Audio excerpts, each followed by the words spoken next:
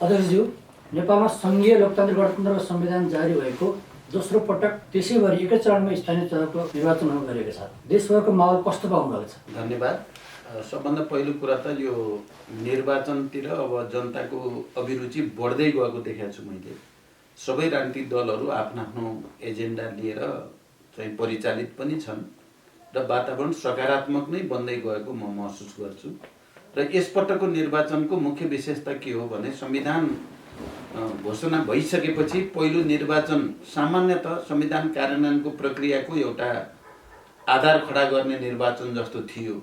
तर यसपटकको निर्वाचन किनकि गत सालदेखि संविधानलाई नै उल्ट्याउन खोज्ने र नेपाली जनताले लामो सङ्घर्ष र बलिदानबाट प्राप्त गरेका उपलब्धिहरू समावेशिता, समानुपातिकता, गणतन्त्र, सङ्घीयता, धर्मनिरपेक्षता जस्ता जे विशेषता छन् तिनलाई उल्ट्याउन खोज्ने, जनताले प्राप्त गरेका मौलिक अधिकारहरू जसले आर्थिक समृद्धिको आधारको पनि भूमिका खेल्छन् तिनलाई पनि उल्ट्याउन खोज्ने एउटा प्रवृत्ति देखा पर्यो। गत साल हामी सबैलाई थाहा छ प्रतिगमन विरोधी आन्दोलन नै गर्नुपर्ने स्थिति भयो। अहिले पनि दुईटा गठबन्धन जस्तो भएको छ, दुईटा मोर्चा जस्तो भएको छ यसपटकको निर्वाचनमा। एकातिर संविधानका मूलभूत विशेषता र मान्यतालाई अस्वीकार गर्ने प्रतिगामी प्रवृत्ति र त्यस किसिमको मोर्चा अगाडि आएको छ भने अर्कोतिर प्रतिगमन विरोधी आन्दोलनको क्रममा लोकतन्त्रको रक्षा, संविधानको रक्षा र राष्ट्रको रक्षा गर्ने भनेर जो गठबन्धन बन्यो वाम लोकतान्त्रिक गठबन्धन, त्यो गठबन्धन आम्ने सामने छन्। त्यसकारण यो पटकको निर्वाचनको मूलभूत विशेषता यो संविधानका उपलब्धिहरूलाई रक्षा गर्ने र अझ परिमार्जन गर्ने एउटा विचार प्रवृत्ति, अर्कोतिर यो संविधानलाई उल्ट्याउन खोज्ने र देशलाई कहीँ न कहीँ पछाडि धकेल्न खोज्ने प्रवृत्ति अर्कोतिर भएर चुनाव भइराखेको छ। बिचमा अरू जो साना पार्टीहरू छन् तिनीहरूको खासै यसमा तात्विक भूमिका हुन्छ भन्ने मलाई लाग्दैन।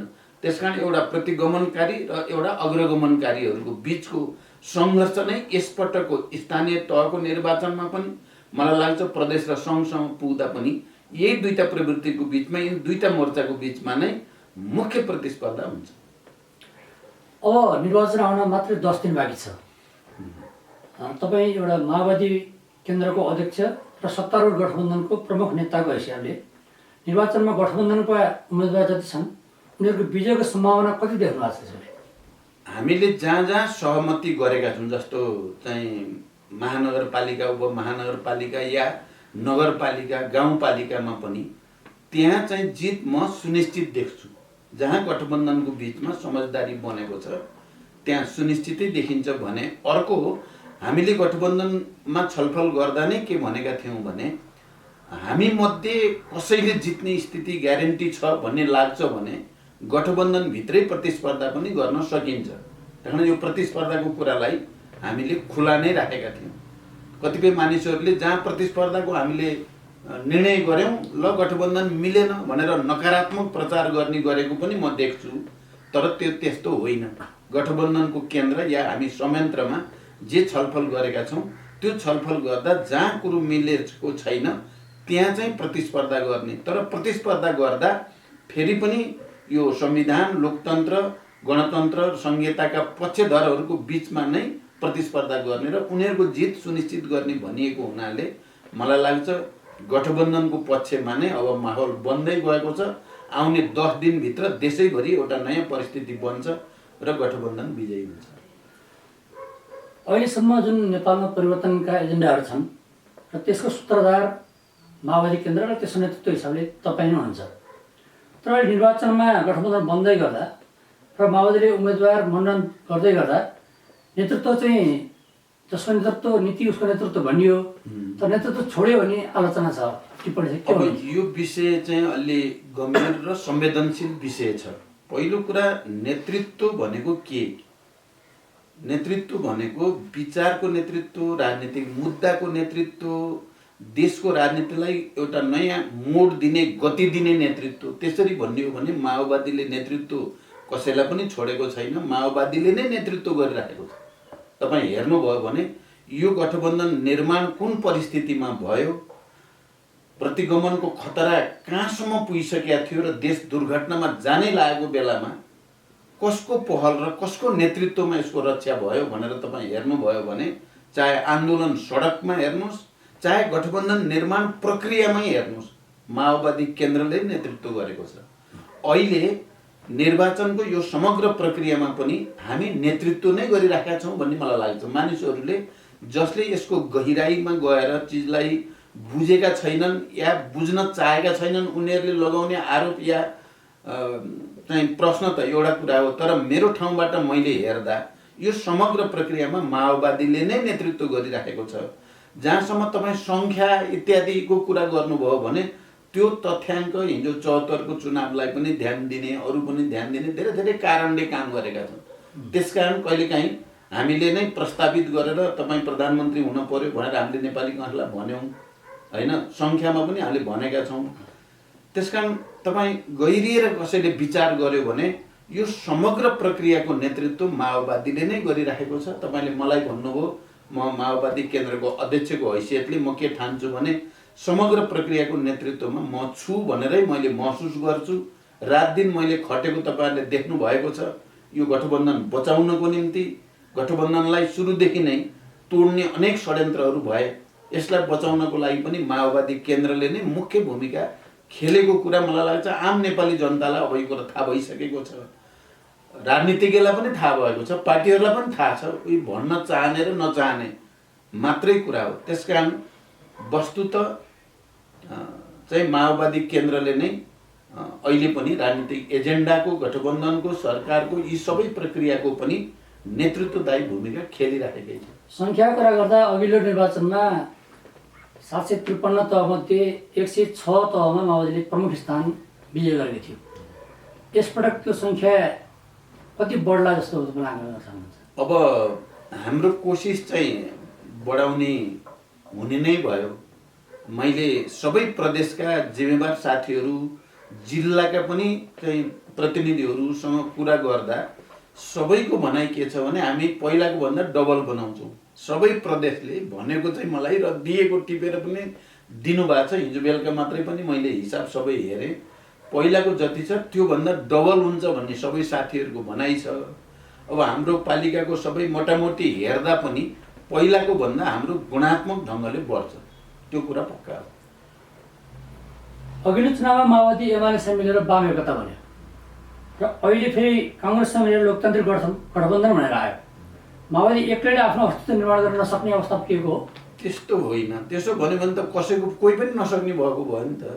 हिजो काङ्ग्रेस हामीसँग पहिला किन मिल्यो, एमाले हामीसँग फेरि किन मिल्न परेको? त्यसमा तपाईँको प्रश्न अनुसार त कोही पनि त एक्लै लड्न सकेनन् नि। अहिले हाम्रो गठबन्धन छ, एमाले सुरुमा भन्ने गर्थ्यो हामी एक्लै भन्थ्यो, पछि त झन् थुप्रै 8-9वटा जम्मा गरेर उसले पनि एक्लै लड्न हिम्मत गरेन। उसलाई पनि चाहियो गठबन्धन, काङ्ग्रेसलाई पनि चाहियो गठबन्धन। त्यसमा माओवादीलाई मात्रै चाहिएको भन्ने प्रश्न गर्न मिल्छ र? बरु माओवादीले त यो सबै प्रक्रियाको लिडरसिप लिएर अगाडि पो बढेको छ, त्यसलाई हेर्न पर्यो। त्यसकारण गठबन्धन हाम्रो संविधान र हाम्रो निर्वाचन प्रणाली जस्तो छ त्यसले गठबन्धन आवश्यक बनाएको छ। र गठबन्धन फेरि कुन विचारको आधारमा, कुन राजनीतिक एजेन्डाको आधारमा? अहिले मैले हेर्दा जो शान्ति सम्झौताका पक्षमा, सङ्घीय लोकतान्त्रिक गणतन्त्रका पक्षमा छन्, हिजो 12 बुँदे समझदारीदेखिको सहयात्रीहरूको बिचको गठबन्धन चाहिँ वैज्ञानिक, स्वाभाविक र गतिशील गठबन्धन हो। त्यसको विरुद्ध जाने गठबन्धन चाहिँ प्रतिगमनतिर जाने गठबन्धन हो। त्यसकारण यहाँ माओवादी मात्रै एक्लै आँट्नु गरेको हो भन्ने होइन, कसैले नै आँट गर्ने स्थिति छैन अहिले देशको। यदि हामीले त भनेका छौँ निर्वाचन प्रणाली पूर्ण समानुपातिक हुने हो भने यो स्थिति हुँदैन। सबै आफ्नो आफ्नो शक्ति अनुसार लड्ने, अनि त्यसपछि जति मत पाइन्छ त्यही अनुसार भागभण्डा हुन्थ्यो। त्यस्तो चाहिँ अहिले छैन। हाम्रो संविधान र निर्वाचन प्रणालीले नै चाहिँ पार्टीहरूलाई गठबन्धनमा जाने र गठबन्धनको आधारमा विचार मुद्दा स्थापित गर्न प्रेरित गरेको छ। त्यसकारण यो सवाल माओवादी केन्द्रसँग मात्रै होइन, सबै देशका राजनीतिक दलसँग। यो निर्वाचनले माओवादीलाई सुदृढ गर्छ भन्ने तपाईँ विश्वास छ? मलाई पहिलाको भन्दा धेरै नै सुदृढ गर्छ भन्ने लागेको छ यो निर्वाचनबाट। चाहिँ मैले अघि भने नि चाहिँ हामी पहिलाको भन्दा गुणात्मक ढङ्गले प्रगतिमा हुन्छ। माओवादीका इमान्दार कार्यकर्ताले अवसर नपाएको भनेर कतिपय ठाउँमा बागी उम्मेदवारी पनि परेको देखिन्छ। यसले निर्वाचनमा के असर, कस्तो परिणाममा असर गर्ला? अब पहिलो कुरा माओवादीमा सबभन्दा कम बागी उठेका छन्। एउटा कुरा केही ठाउँमा एकाध ठाउँमा त्यस्तो देखियो, त्यसमध्ये पनि धेरैले पार्टीले भनेपछि फिर्ता लिइसक्नुभयो, एकाध बाँकी हुनुहुन्छ। अब उहाँहरूले पनि अब चाहिँ मलाई लाग्छ पार्टीको नीतिभन्दा धेरै बाहिर जाने स्थिति छैन, नभए पनि हामीले विधानअनुसार कारबाही गर्छौँ। त्यसमा माओवादी केन्द्र नै सबभन्दा कम बागी उठ्ने पार्टी हो र सबभन्दा धेरै फिर्ता लिने, फेरि उठे पनि फिर्ता लिने पार्टी बनेको छ। त्यस त्यो धेरै असन्तुष्ट भए भन्न मिल्दैन। फेरि एउटा कुरा के रहेछ भने सिस्टम हुँदो रहेछ कि यो सिस्टमभित्र छिरेपछि अलिअलि त्यसको चाहिँ रङ लागिहाल्ने, गन्दा आइहाल्ने, त्यस खालका विसङ्गतिहरू देखा परिहाल्ने चाहिँ त हुँदा रहेछन्। एउटा यो यन्त्रभित्र छिरेपछि त्यही अनुसार हुने। तर माओवादी केन्द्र नै अहिलेसम्म त्यस्तो पार्टी हो जो सबभन्दा बढी अनुशासित छ, सबभन्दा बढी पार्टीको नीति, विचार, योजना, कार्यक्रम प्रति प्रतिबद्ध छ। माओवादी केन्द्रले केन्द्रीय स्तरबाट घोषणापत्र जारी नगरिकन निर्वाचनमा गएपछि आलोचनाहरू आएका छन्, के भन्नुहुन्छ? अब सबभन्दा पहिला भन्ने हो भने घोषणापत्र भने पनि, प्रतिबद्धता पत्र भने पनि, अपिल भने पनि प्रकाशित गरेको माओवादी केन्द्रले हो। यो भनाइ जस्तो आएको छ नि, हामीले के गर्यौँ भने केन्द्रीय समितिले नै निर्णय गर्यौँ कि घोषणापत्र भनेर पालिकामा नै गरौँ, केन्द्रबाट एउटा राष्ट्रिय रूपमा अपिल गरौँ। केन्द्रबाट गरिने त्यो अपिल नै घोषणापत्रको नीति, सबै पालिकाहरूलाई घोषणापत्र बनाउनको लागि निर्देशिका हुन्छ। त्यही अनुसार घोषणापत्र बन्छन् भनेर हामीले भनेको हो। सबैले बनाएका पनि छन्, बनाउँदै गएका पनि छन्। त्यसकारण नेपालमा सबभन्दा पहिला केन्द्रीय स्तरबाट जनताको नाममा चाहिँ प्रतिबद्धता व्यक्त गर्ने, अपिल गर्ने पार्टी माओवादी केन्द्र हो। अहिले घोषणापत्र बनाउनु त कुन चाहिँ ठुलो कुरो थियो र? यहाँ अरू पार्टीहरू चाहिँ गर्न नसकिने, चाहिँ खालि जनतालाई झुक्क्याउनको लागि, भ्रम दिनको लागि चाहिँ हावा कुरा गरेर चाहिँ निकाल्ने गरेका छन्। हामी चाहिँ त्यसो गर्न चाहँदैनौँ। हामी लोकल इलेक्सनमा, स्थानीय चुनावमा स्थानीय तहकै जनताको आवश्यकता, मर्म, भावना अनुसारका घोषणा सबैले निकाल्नु, केन्द्रले नीतिगत निर्देशन केन्द्रले गरोस् भनेर हामीले अपिल प्रकाशित गरेको। यो गठबन्धनको कारण गर्दा महिलाको प्रतित्व घट्यो भन्ने आइरहेको छ। अब एउटा कुरा यो टेक्निकल्ली यो साँचो कुरा हो, किनभने संविधान र कानुनले अलग अलग पार्टीबाट प्रतिनिधित्व गराउँदा महिला दिनै पर्ने अनिवार्य भन्ने छैन। एउटै पार्टीले उम्मेदवारी दिना मात्रै एउटा पुरुष एउटा महिला भन्ने भएको हुनाले गठबन्धनको कारणले चाहिँ कानुनत महिलाको प्रतिनिधित्व कम हुने खतरा पैदा भएकै हो, हुँदो रहेछ। हामीले गठबन्धनमा छलफल गऱ्यौँ कि महिला सकेसम्म महिलाको सङ्ख्या घट्न दिन हुँदैन। महिलाहरूलाई चाहिँ पार्टी अलग अलग पार्टीले दिँदा पनि एउटाले पुरुष दियो भने अर्कोले महिला दिने गरौँ भनेर धेरै छलफल गऱ्यौँ, मिलाउन कोसिस पनि गऱ्यौँ। गर्दा गर्दै पनि भने जस्तो अझै भएको लाग्दैन, यो पहिलो कुरा। तर हाम्रो पार्टीको हकमा भने मैले पार्टी केन्द्रको तर्फबाट देशभरि सर्कुलर गरेको छु कि सबैतिर महिलालाई प्राथमिकता दिन पर्यो। चाहिँ प्रत्येक जिल्लामा कम्तीमा चाहिँ एउटा पालिका प्रमुख हुने वातावरण बनाउनु पर्यो र चाहिँ प्रत्येक पालिकाभित्र कम्तीमा एउटा वडा चाहिँ महिलाले पाउने हुन पर्यो। र महिलाको सङ्ख्या जसरी हाम्रो पार्टीले 35% पार्टीमा प्रतिनिधित्व गर्ने वैधानिक व्यवस्था गरेको छ, त्यही अनुसार फेरि महिलालाई चाहिँ देशभरि राज्यमा प्रतिनिधित्व गराउने कुरामा पनि ध्यान दिनुपर्छ भनेर हामीले सर्कुलर गरेका छौँ। हाम्रो पार्टीको तर्फबाट महिला सम्बन्धी त्यस्तो केही नीतिगत या व्यवहारिक समस्या होइन। तर गठबन्धनभित्र चाहिँ यो चाहिँ प्राविधिक भनौँ या कानुनी समस्या चाहिँ अलिकति भएको छ। मलाई लाग्छ यो कानुनै बदल्न पर्ने मैले देखाएको छु। कानुन नै बदलेर महिला हुनै पर्ने बनाउनु पर्छ र मात्रै महिलाको चाहिँ प्रतिनिधित्व अझ बढाउन सकिन्छ। 6वटा महानगर र भरतपुर विशेष गरी जहाँ त्यहाँ बागी उम्मेदवारी पनि परेको छ नेपाली काङ्ग्रेसका पुरानो नेता, त्यसै गरी 11 उपमहानगरपालिकामा उठेका गठबन्धन उम्मेदवारहरूको विजयलाई सुनिश्चित हुन सक्ने आधार के छ? अब पहिलो कुरा चाहिँ महानगरपालिका र उपमहानगरपालिकामा गठबन्धनभित्र गम्भीर छलफल परामर्श गरेर सर्वसम्मत ढङ्गले निर्णय गरिएको छ।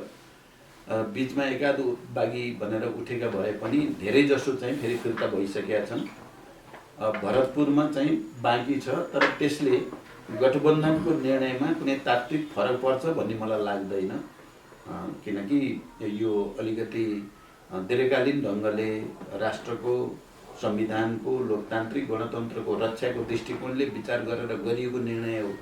त्यही कारण मलाई लाग्छ महानगर उपमहानगरपालिकाको हकमा जे हाम्रो चाहिँ गठबन्धनले निर्णय गरेको छ, जुन उम्मेदवारहरू अगाडि सारेको छ, सबैका सबै मेरो विचारमा यो चाहिँ 100% नै विजय हुन्छ भन्ने मलाई लाग्छ।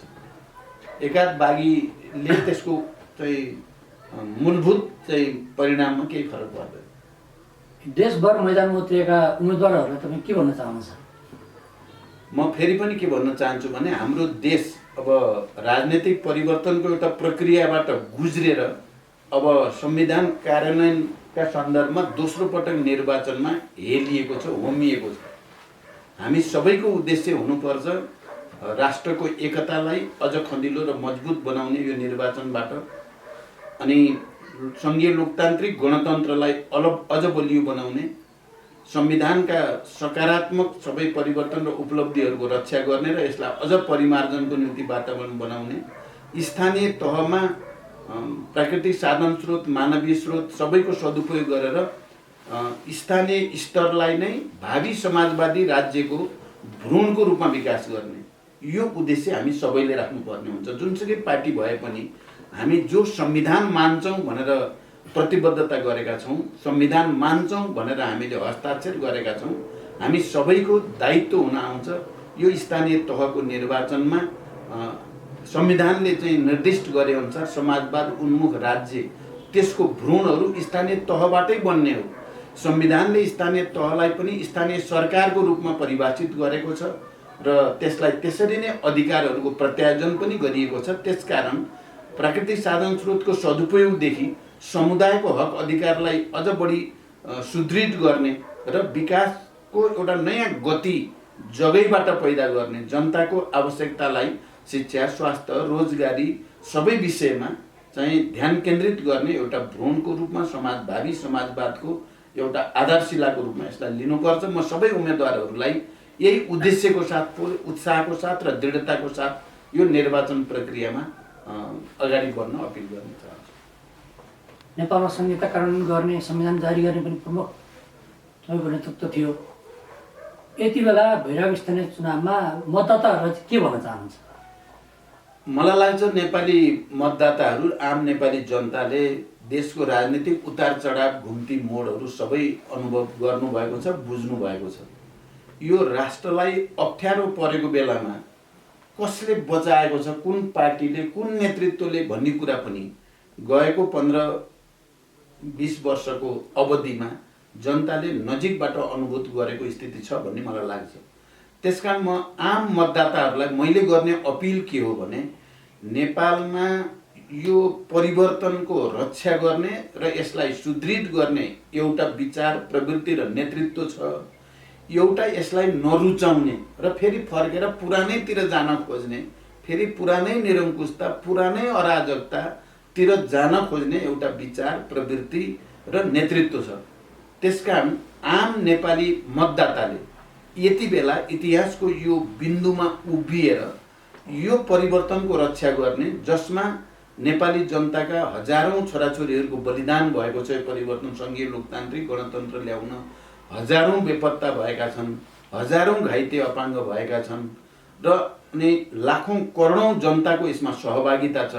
कारण यसको रक्षाको पक्षमा को छ र यसलाई कसले भत्काउन खोजेको छ भन्ने कुरालाई गहिरो गरी विचार गरेर कसैको लोभ, लालच या दबाब, धम्कीको पछाडि नलागिकन आफ्नो अन्तरात्माको आवाज, कसले राष्ट्रलाई एकताबद्ध राख्न खोजेको छ, कसले जनतालाई साँचो अर्थमा सेवा गर्न खोजेको छ, कसले यो परिवर्तन ल्याएको हो भन्ने कुरालाई विचार गरेर मतदान गर्न म सम्पूर्ण मतदाताहरूलाई हार्दिक अपिल गर्न चाहन्छु।